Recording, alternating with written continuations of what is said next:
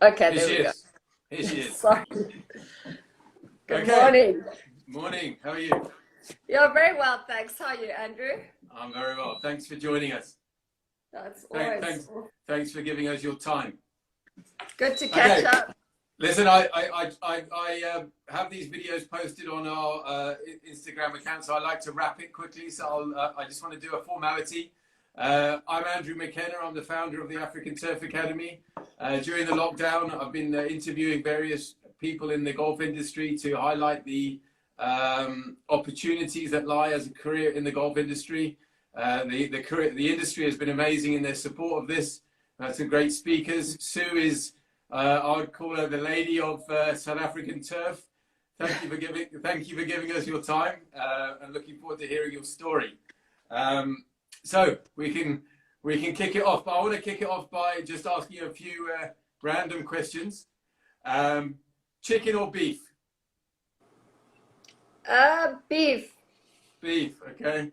And a good question for you, because I know you've been to both. Augusta or St Andrews? Oh, tough. Very different.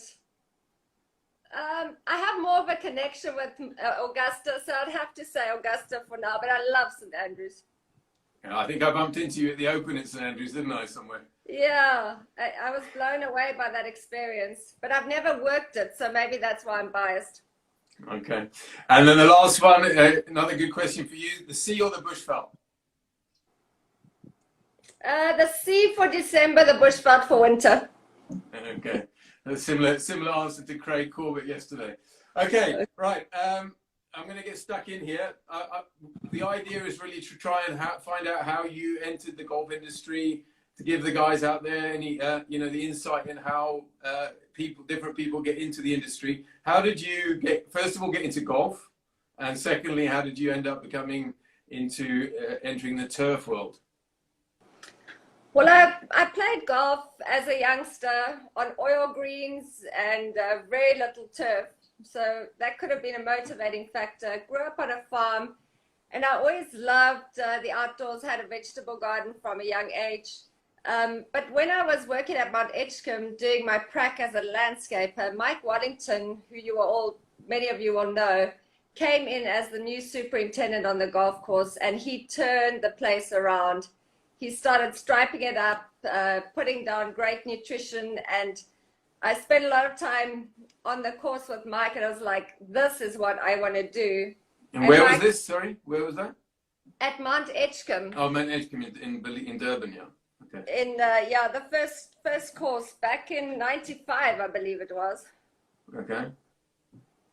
So so you got into golf playing on brown greens, and then you started experiencing Mount Edgecombe, and Mike Wellington turned it around. Okay, so where did you go from there? So I went to Pebble Beach. I said to Mike, where's the best place to learn? And he said to me, go to Pebble Beach. So I figured, I looked where Pebble Beach was. Thankfully, my grandpa had left me enough money to buy an air ticket, literally. Okay. Flew there, arranged an interview, had 2 long interviews, trying to convince them why this crazy woman from South Africa wanted to work there and how I was going to get a work permit. But I assured them that was no trouble. So I went off to Canada, flew to Seattle, got a Canadian visa, caught a bus to Vancouver, caught another bus for 21 hours to Calgary, and sat in Calgary for 3 weeks to get a work permit. Wow. Yeah. Okay. So when was this? Without this was in 96. So I could only work officially for Pebble for 6 months on my work visa, and I still had to be associated with a college and do projects for them. Okay. So I was paid for 6 months, but I worked day and night. So during the day, I worked on the golf course, and at night I did all the record keeping and made some friends with the assistants. Okay. All right. And then from there, you also, when you were in America, you experienced Augusta as well, right? Yeah, I was really fortunate. So while I was at Pebble, first in the January, they hosted the AT&T, and that was my first golf tournament. It was unbelievable. And yeah, Mr. Rupert actually played that tournament. Okay. So, but then Pebble came to me one day and said, "Would you like to work at the Masters?" And I was like, "Are you kidding?" So that was amazing. But I didn't know they had told Augusta I was their best greens mower, which was such a lie. So, Okay. And what year was this? uh, Was this also 96? Or was this this was 97? 97. So my first Masters was the year Tiger won. Wow. That must have been some Yeah. that must have been some atmosphere there. Yeah, and I did 6 weeks for that tournament. So we worked crazy hours for 6 solid weeks. So Okay. yeah. And then you met Johan Rupert and came back to South Africa, or did you go somewhere else in between? Yeah, so I had met him at the AT&T, not having a clue who he was. I recognized David Frost and Fulton Allen. And at Augusta, we would get off the mowers at about 9:30, and we would go to a pub in town called T-Bones for a quick drink on our way home. And I bumped into Frosty in the pub, told him I was going home, and he slipped me a piece of paper and said, "You have to phone this guy." And that was Okay. Mr. Rupert's number. Wow. Okay. And then from Yeah. there, you became the first female golf course superintendent in South Africa. Is that right?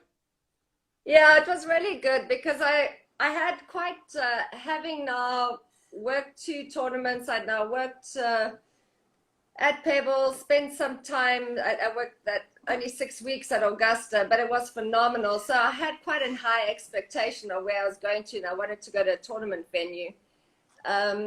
And once I met Mr. Rupert, saw the photos of the golf course, and understood his vision for Leopard Creek, I knew that was it. So 2 weeks later, and he was prepared to take a chance on me. I mean, I was 22 years old. Wow. So, and so I started at Leopard. I didn't have a clue where Malalan was. Never been. I'd been And recruited.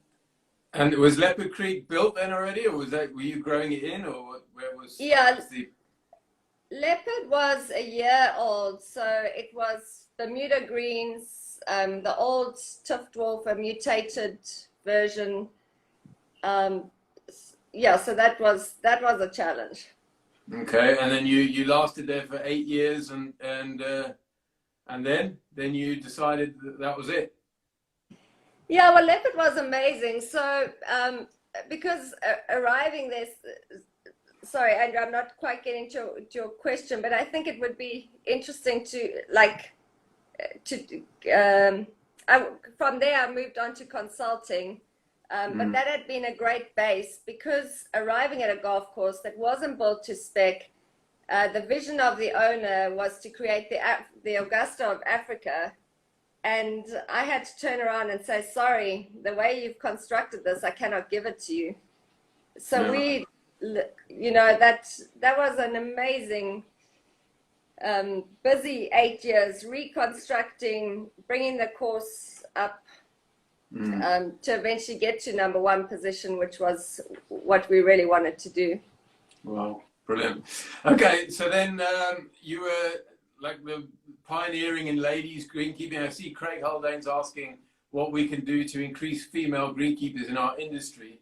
And is it important that we showcase the opportunities? That question's for you.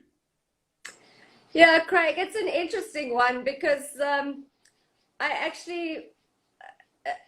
agree. I mean, it would be great to have girls in the industry, but I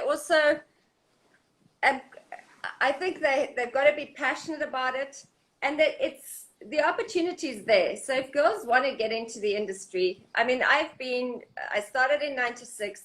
It's been brilliant. If you work really hard, like arriving at Augusta, 97, I was the first female that ever worked there. They looked at me and they were like, "What must I do with you?" And I said, "Just treat me." Yeah, literally. Yeah. I said, "Just treat me like one of the guys."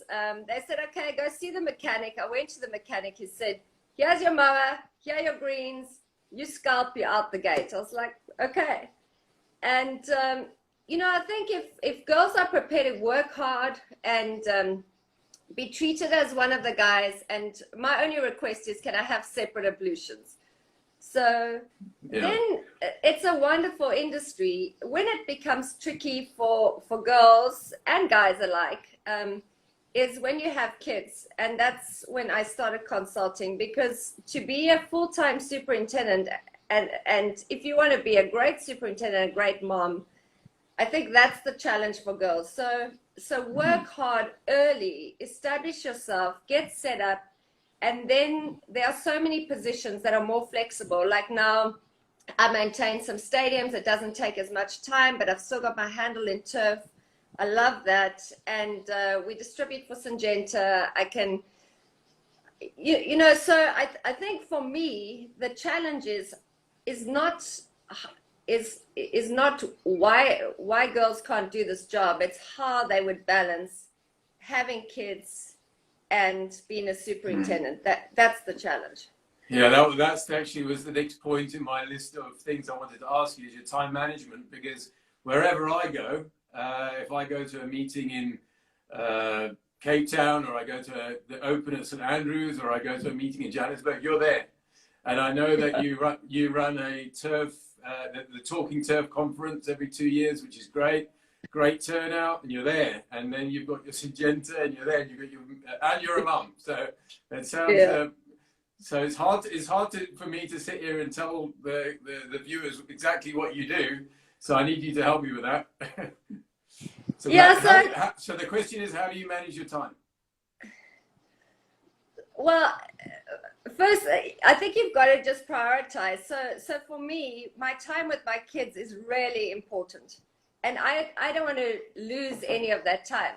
So there are days where I get up at 3, 4, 5 on a regular basis to push whatever work I can before they wake up, and then get them off for school and cram everything I can into that time and be ready for them in the afternoons. I don't like working late, but I will push a lot of early mornings. And I think your partner is, so Andre is very supportive.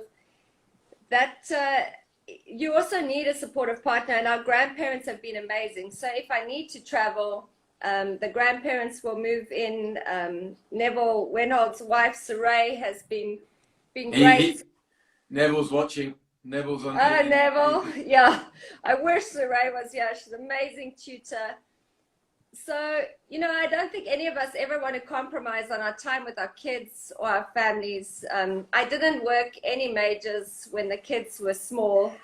In fact, the US Open at Pebble this last year was the first one I had done since 2002 because of that, Andrew. So I no longer worked majors for a while. Okay, so you actually were at Pebble Beach last year for the Open, the US Open. Absolutely. I was on the crew. It was wonderful. There were 20 of us interns who went back to work the final US Open with Jack Holt. It was his 5th US Open at Pebble. He had mentored all of us. It was phenomenal. Wow.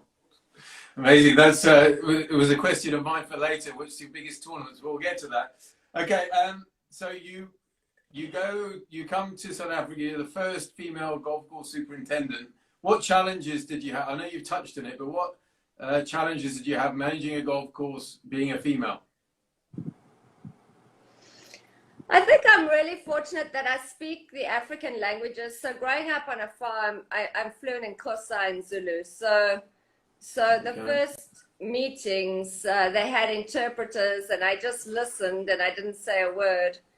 And I very soon could turn the situation around by not using interpreters. So I think regardless, female or male, if you can speak the language, it's very, very useful.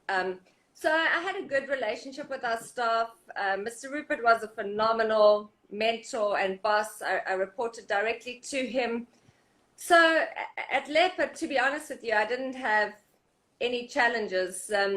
Working in the States, I was on the crew with a guy from Israel, and that was probably one of the few situations I had where he would tell me to walk 10 steps behind, and I didn't understand what. I was like, no, man.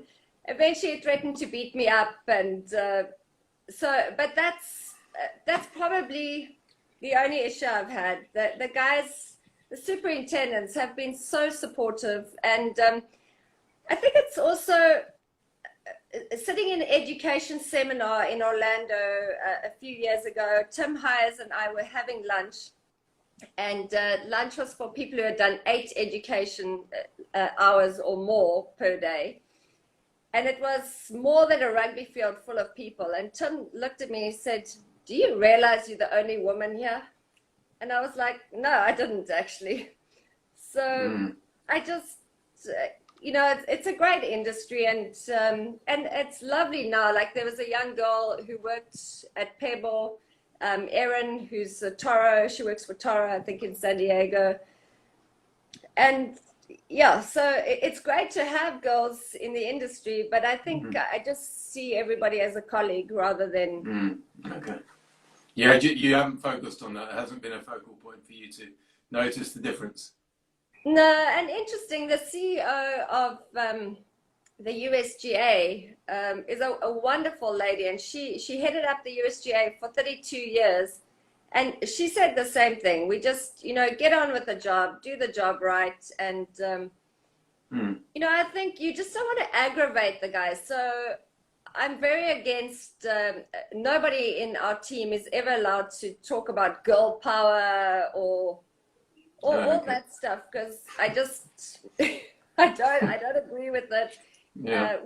We all equal at the end of the day if we do the same job. Yeah, absolutely. So one thing you touched on as you've been talking there is mentorship. Having Jan Rupert and the guy at Pebble Beach. How important do you think it is for the youngsters out there to find a mentor? And then how do you know who's a mentor and who's not? Yeah, I guess you need to pick a good mentor who, and for me, I'll always start with the moral base of the person that you're working with. I think that's a good one. So I was really fortunate with Pebble. I mean, Jack Hart is phenomenal, and Chris Dahlheimer, who's the superintendent now, was the assistant at the time. Marsh Benson from Augusta, Brad Owen, just people who, I think you've got to pick a technically sound mentor, and it's sometimes hard to know that. So there's so many aspects to this business, but technically sound. So the professors are also wonderful. There's so many USA professors. The RNA has such a good group of people, and within your country, like in South Africa, as an example. For me, if you see the end product and you see how the superintendent deals with his staff, and you may not take everything from one person. So you may take your technical foundation from one person, because if they have long-term success at their golf course, then they obviously are doing something right. And there are so many good guys in this business. Absolutely. Okay, so going back to your own career now, you've got all these areas. You've got Syngenta, Talking Turf. You manage your stadiums. Which one excites you the most of those three? Well, I love. They're so different. I love growing grass. So the stadium business is a whole new business for me, but I've absolutely loved it. It's so strange being allowed to grow grass, no member interference at all. You have 2 sports. No divots. No, a lot of divots from rugby and soccer. So it has different challenges, but we're just really fortunate in Bombela. The manager is also from the Eastern Cape. I have sat in possibly 5 meetings over 5 years. So it's a whole different ball game. So I love growing turf there. That is amazing. But doing the technical support for Syngenta, for the guys in golf, is awesome, because you're basically assisting people to produce that ultimate playing surface. And I find those are the guys I tend working with a lot. The guys that do, regardless of their budget, want to really push, want to have those hard, fast greens for their member events, want to have the detail out there. I'm not very good at working with someone who's not focused on that well. Mm, absolutely. Absolutely. Yeah. Okay, so now, you've got those three things that you're doing now. What do you miss about being a golf course superintendent? Oh man, I miss those early morning drives, just being out there, doing the disease check on the greens, being with the staff, you know, doing that staff training, seeing them come through the ranks. I think that's one of the most amazing things we can do as superintendents is, you know, like I've got guys on my team who started as greens mowers who are now top managers, and they've done it all, and you see them develop over 20 years. So the training and the development, although because I have a small team now, and there's only so much you can do on a pitch. Yeah, absolutely. Okay, guys, so that time we're 20 minutes in, so we just fired the questions from the people watching. I think Nick is asking, coming from being a greenkeeper on the ground, is that where you gained a passion for the agronomy side and how to use and manage inputs, which led you to a career with Syngenta? Is that a question, Nick, or is that what is that? Statement or a question? Does it make sense? Does it? Yeah, that makes sense. Okay. Yeah, Nick, so to answer your question, I actually started with the Primo Max trials at Pebble Beach with Mark Mahady back in '96, and Pebble were really good to me. They allowed me to work with Mark, who is incredible. So that opened up my eyes, and then as a superintendent, I used the Syngenta range. But in terms of the soil, we had a phenomenal soil science lecturer, and I always was passionate about the soil. Growing up on a farm, my dad's really good about his felt management. So that is definitely, I do a lot of that, taking the soil results and helping guys balance their nutrients. I've done a lot of courses over the years with Neil McKenzie. I follow hands-on agronomy, and so I definitely have a passion for soil, which is not always linked to Syngenta, but I just do it as a value add to our clients to create a sound IPM linked to a sound nutrition program. Okay. All right, does that answer your question in full, Nick? I hope so. Okay, so you've now had. What is your biggest test in your career as a head superintendent? Which is your biggest challenge you faced? Sure.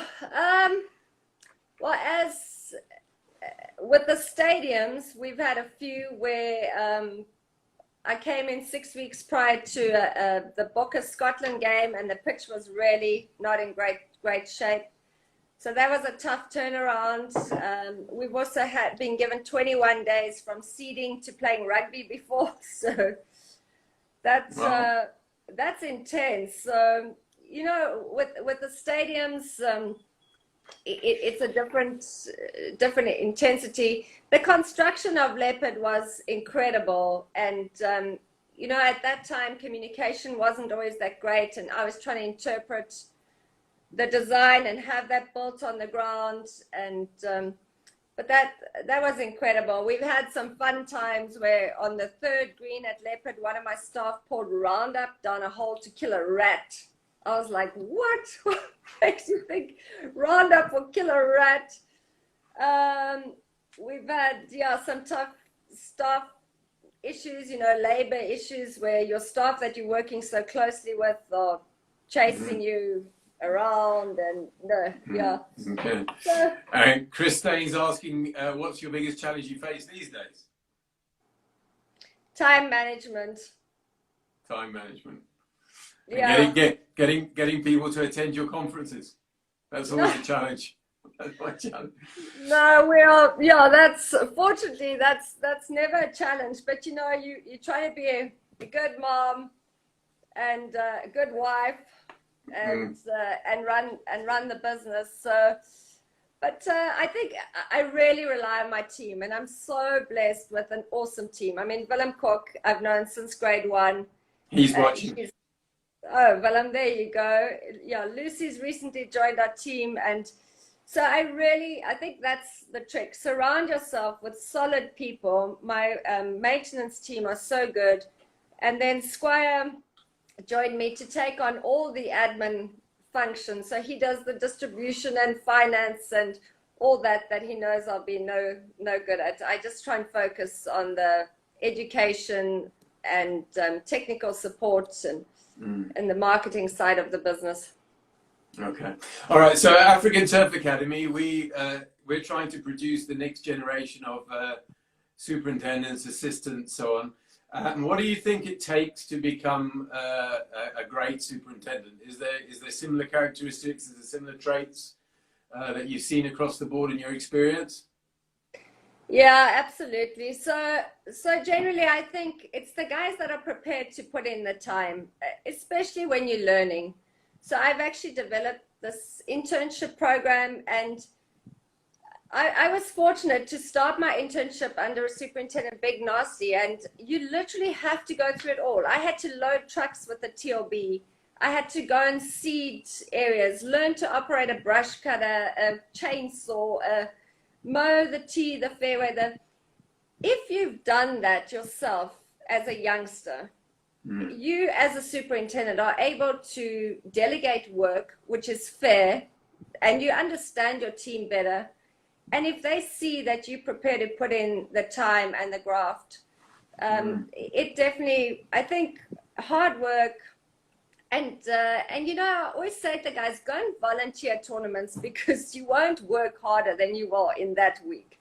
I mean, now during the Open at Pebble, we were getting up at 2:30 to go in at 3. And we had a gap during the day where you could try and find a place to sleep. And we would get back at 9 for dinner. So you're lucky to be back at 10. So that's Sunday to Sunday, where, you know, go work those hours and understand. But you learn so much. So I think if you're prepared to put in the time, it definitely pays off. Yeah, very, very similar answer to what Craig Corbett said yesterday. So must be some truth in it. I mean, the guys that we have who are showing real promise get the opportunity to go and do the Dubai Desert Classic and the Alfred Dunhill, and then come down to Leopard Creek and work with Derek Muggeridge and Neville when he was still there. So yeah, those are the tests that you have to put them through to see if they can handle the pressure of those situations. Yeah, I think at the end of the day, we all are youngster at some point, and those are the guys that have got to put in the hours. And if you're prepared to do that later in life, you can work smart rather than these long, crazy hours. Absolutely. Okay, a couple of questions that are coming through have been answered already. Sue's just managed the time by, the question was, how do you have enough time for your family and friends? And she manages it as best she can, I guess. Works early in the morning, I think your question was, wasn't it? Your answer was as early as possible in the morning. Yeah, so I spend a lot of time early in the morning, and I'll often use the weekend to catch up. You know, generally kids and everybody will sleep a lot later than I do. So that gives me a good few hours Saturday, Sunday morning. And Chris Stain is asking... Sorry, I'm interrupting. Sorry, also by having a good team. So if you're able to delegate, I'm a very good delegator, as my team will know. So, you know, you can't do it all yourself. You have to learn to delegate quickly. Absolutely. And then Chris Stain's asking, what advice have you got for youngsters entering the industry, and especially here in SA? My advice was send them to us to start off with, and then we'll send them to Sue once they qualify through us. Absolutely. So yeah, it's good to get that solid base of education, and then find a mentor, you know, start getting some practical experience. I started out with my first boss was Graham Leach, who had a phenomenal eye for detail. And I think that's what you need to develop early is get that eye for detail and be accepting of a tough boss. So if your boss is hard on you, expecting you to live up to expectations, work hard, and also study, you know. So I used every evening at Pebble, or most of my evenings, I would take books, as many as I could, you know, just constantly be learning. There's so much good online education, so many great books. You've got the African Turf Academy, you know, just constantly learn from those around you and the education available. Absolutely. Okay, right, let's move on. We're going to talk about something a little bit more current. the situation with the coronavirus, how it's affecting industries, how it's affecting your industry. What we heard last night pretty much means you can go for a walk and have a ciggy, but nothing else is going to change. So it's pretty worrying. What have you done differently during this time? What steps have you taken to ensure you can continue to operate as smoothly as possible? Yeah, so this has been a trying time, but I'm just so proud of the industry for what they've done. So our advice initially was go and get your primo down, get your growth regulators down, limit your mowing. I mean, you only have so many hours a day, and use this time to get sand out. If, you know, fortunately, a lot of people had sand on site. So some guys have solid time sanded, others have just done dustings. You know, do the weed control. We've done a lot of weed control, dabbing all that unwanted goose grass. So yeah, and enjoy not having the compaction caused by all these irritating golfers. Yeah, those guys that we need, I know. So, you know, bringing those heights of cut right up, allowing plants to establish the roots. I'm sure the grass has been happy for the lockdown. Mm-hmm. Okay. Yeah, a lot of guys have obviously got to only use 3 or 4 guys in a team, so getting to extra work is tough. So sometimes it's just a case of keeping up with the bare minimum, isn't it? Yeah, absolutely. Well, I've really said to guys, just take the height of cut right up. So, you know, like even on your fairways, take it up. Don't mow for two weeks. If you are on a growth regulator, it gives you that more flexibility. So I would rather go and spray everything once and then use that time to do stuff that members would complain about, because nobody's going to be able to do autumn treatment if we are able to get some golf out there. And then how do we adjust budgets? So that's the next challenge. And the one area we really can't compromise on is spring treatments. So we need to be aware of that. And August is the month where POA germinates the most over here. So we don't want to be doing spring treatment in August if possible. But I just watched a brilliant webinar on has the need for hollow tining changed within, you know, now where we are today? And it really hasn't. There's you know, we need to still do that. So yes, we can cut back on a lot of stuff through winter, and I've done a lot of work on that. Okay, all right, good. So this right, so what's the proudest moment of your career? One of the proudest was definitely getting leopard to #1.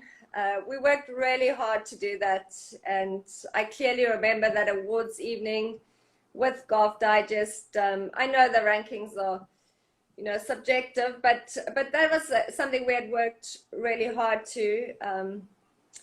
And working the tournaments are always a while. That 97 at Augusta with Tiger winning, incredible. You know, when you go out in the afternoons at any of the majors like Augusta, I was mowing the second cut. So there are 11 of us on the second cut mowers and 11 fairway mowers. So there are 22 of you going out. It's incredible. I can't explain that feeling. Shinnecock 2004, the Pebble team, we all mowed fairways. So all the superintendents, assistants, interns, that was the fairway team. And even like we had Ernie stay behind to watch us mow. Those are proud times. It's awesome. Craig Corbett also worked Shinnecock in 2004. Did you meet each other there? Did you see each other there? No, it wasn't on the turf team. So yeah, it was not for the Open. That was the controversial one with the hard green, and oh my goodness. Okay. Yeah. All right. Okay. And what do you think the industry is going to be like after the virus has passed us? Do you think it's going to go back to normal? Do you think we? No, I don't think we'll ever go back to normal. We'll create a new normal. It's interesting because, you know, we're going to have to focus. We have already been working on this whole sustainable drive, and now it's just going to be pushed to a whole new level. You know, what's important is halfway house important. I think time, people are going to realize the value of time with their families. So time will become more of an issue. So, you know, like we've just been discussing, do people pre-order what snacks and drinks they would like and have it on golf carts, have it ready? So more service driven. I think we're going to be more service driven, all of us, to make it happen. Yeah, it's an interesting time. Interesting time. Yeah, so it's so uncertain after last night what we're going to be able to do, what we can't do. I mean, he didn't give us much information last night, did he? No, he didn't. But I think I'm really thankful to Golf RSA, the PGA, and Kamasa for how they have assisted our industry. And you know, we've written a fantastic letter to the Minister of Sport. Well, you know, they have, and they've worked so hard to get us to be able to have limited staff to maintain. And I'm sure that, you know, golf would open up in a very controlled manner, even if we have one golfer per hole. And okay. So you're optimistic there'll be some golf from next week? I don't know about from next week, but I'm hoping that sooner than later. You know, we've been discussing it. If golfers were to book online, order their snacks and drinks ahead of time, you have the cart in the car park with their label, their name on. There really needs to be very little human contact, and off they go. So I think if we were to manage it carefully, it could work for everybody. Yeah. You haven't got any inside info you can give us? Not yet. I'm sure we'll hear soon. Okay. All right. Okay, Sue. Are there any questions from the guys? Chris is asking, how much did you lift? Did you recommend lifting the height of cut on the greens during lockdown? So I recommended going to 4 mils, depending on your turf type. But you know, on a regular bent green, maybe some of like an Ultradorf Bermuda, you're not going to go up to 4 mils. But I'd say 4 mils is a good number, and then slowly come down at 0.25 of a mil. That allows you to get some sand in. Yeah, Syngenta UK are running very interesting trials at 5 mils, but I just feel for that height of cut to get back from 5 to 3 is, you know, will just take a long time. Take some time, yeah. Okay, right. So if you any leopard spotting from your house lately? Neville's asking if you've seen any leopards. Neville, no, not leopards, but yesterday morning I got up early and I was having a coffee on the veranda and there was a black rhino right in front, which was incredible. Okay, right. So Sue, any plugs for your own business? How do people get hold of you? How can we find you? You've got various handles that I saw. How do people get hold of you if they want to touch base? Yeah, so we're just launching a system called Turf Bucks. You guys will hear about it soon. Which so we're gonna drive this through the website. All our clients will get 5 Turf Bucks for every buck they spend, and we're gonna update the shop. I'm gonna put some fun apparel on there, some nice puffer jackets, golf shirts. So we're just trying to make it's a way of also giving back to the guys during this tough time. Where do they find that shop? Talkingturf.co.za. Okay, all right. And then you've got your Syngenta SA as well? Yes, we've got Greencast, which is an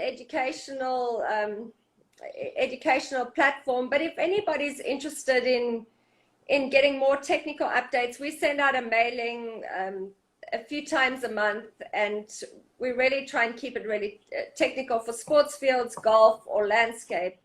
And if you want to email admin@talkingturf.co.za, but we can add you onto that. Okay. I see Connor, I think it's Connor, is asking your do you prefer links or parkland? I've got a couple of little quick questions for you. That's one of them. So links or parkland? I was saying links or heathland. So you can go links, parkland, or heathland. Wow. To play, I would say Parkland. It's a lot kinder. Mm-hmm. Yeah, but I love both, and to maintain, I would prefer to maintain a Parkland golf course. Okay. And your favorite golf course design? Sure. I love Dornoch. I have to say that has to be right up there for me. Mm-hmm. I'm very biased with Pebble and Leopard, and I sadly turned down 4 opportunities to play Augusta. So, Oh, really? yeah. Okay. Yeah. Okay. And then my quick questions to finish off: cricket or rugby? Cricket all day. Okay. And then beer or wine? No wine. Wine. Okay. Normally I say beer or brandy, but I don't see you as a brandy person. Red or No. Chris is elaborating now. Red or white? Rosé, Chris. Marmalade's touring. In the middle. In the middle. Yeah. Okay, Sue, thank you very much for your time. Thank you, if you've got any other plugs you want to stick for your business, here's your chance. Otherwise, thank you for giving us your time. The interview series is just a bit of fun to keep us busy during the holidays, or not the holidays. I mustn't say that word. The lockdown holidays. And on Monday, we've got a great course superintendent from the UK coming on, James Bledge, who's the course superintendent at Royal Cinque Ports. And next Thursday, I'm very pleased to say that the RNA have agreed to come on. Steve Isaac, who's the director of sustainability for the RNA, he's agreed to come and chat to us. So thanks for giving us your time today, Sue, in your busy time. And good luck with your getting your business, keeping your business going in this interesting journey we're on. Thank you so much, Andrew. We appreciate what you do along with the RNA for education for our country. And guys, thank you for being so awesome to work with. And we will make this happen. We will survive. So let's have fun while we're doing it. Absolutely. All right, Sue. Thanks again. You. Okay, thanks. Bye. Bye.